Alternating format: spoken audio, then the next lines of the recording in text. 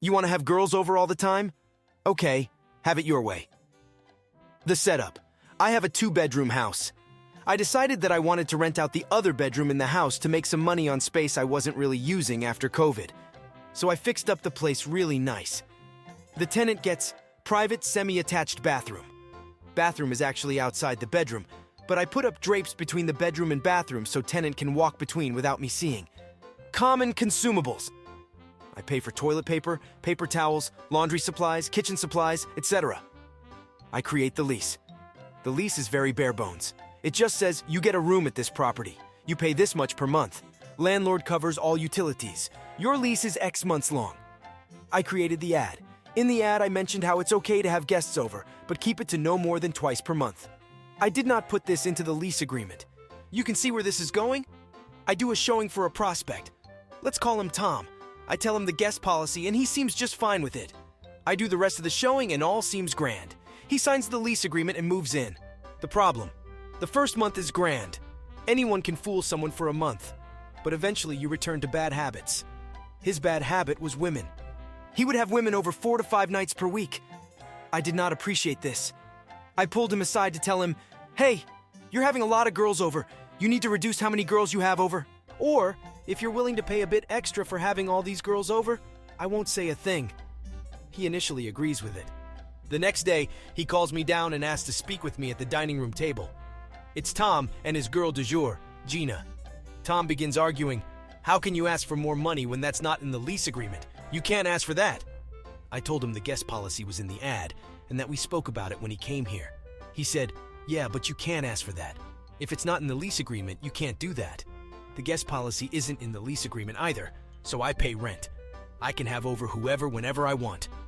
Gina piped in, you just need to take the L on this one and write better lease agreements. I replied to Gina, you're not on the lease agreement, so I don't give a shit what you think about it. I turned to Tom. It was in the ad. We also talked about it when you came here. You knew about this. Tom replied, whoa, man, calm down. It's just 6 months, man.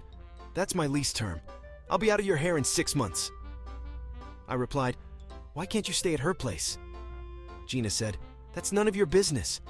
Shut up, Gina. I don't care what you think. You want a problem, Tom? You got one. This is not cool and you know it. Why does she have to be here 5 nights a week? She practically lives here. I signed a lease with you, Tom, not with her. Why is she here? He shrugged. Can't help it. Not in the lease agreement, man. That's what lease agreements are for. I was infuriated. We talked about this. He's choosing to follow the lease agreement. Okay, fine. What's a guy to do? I want him gone. I don't want Tom and Gina teaming up against me in my own house. They walked upstairs and turned on the loud music in their room. Later in the evening, Gina was downstairs cooking something on the stove by herself, using my pots and pans. She's cooking for herself in my house. She's not even a tenant, but she sure is acting like one. Gina tried striking up a friendly conversation with me, but I just gave her absolute silence for 10 minutes while I cooked. I took my food upstairs. This is war. I'm going to follow the lease agreement to the letter. If I advertised a feature in the ad, but it wasn't in the lease agreement, that thing is gone. The compliance. Every day I took something away. I first started by removing all the common consumables from the house. He texted me later, man, you removed all the consumables? You need to come down on the rent. I replied, not in the lease agreement. He said, it don't gotta be like this. I removed the drapes between his room and the private bathroom. I took away the chairs for the dining room table. I then shut off the clothes washer and dryer. Circuit breakers were in my room, and left taped up the location of a local laundromat. I also became an absolutely filthy roommate. I didn't clean anything. I left bags of garbage wherever I felt like. I never cleaned the kitchen and left the sink full of dishes. Please, man, can you clean up? No. I had maid service. Canceled that. I informed him of the change. Can you come down on the rent, man? Not in the lease agreement. You agreed to a rental price. Come on in.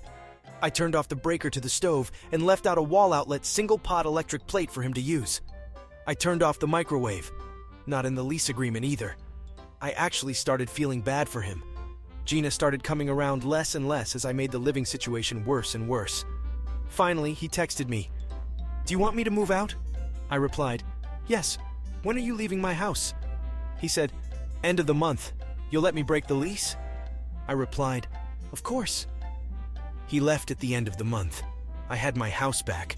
I made for sure to make my next lease agreement way more specific about everything.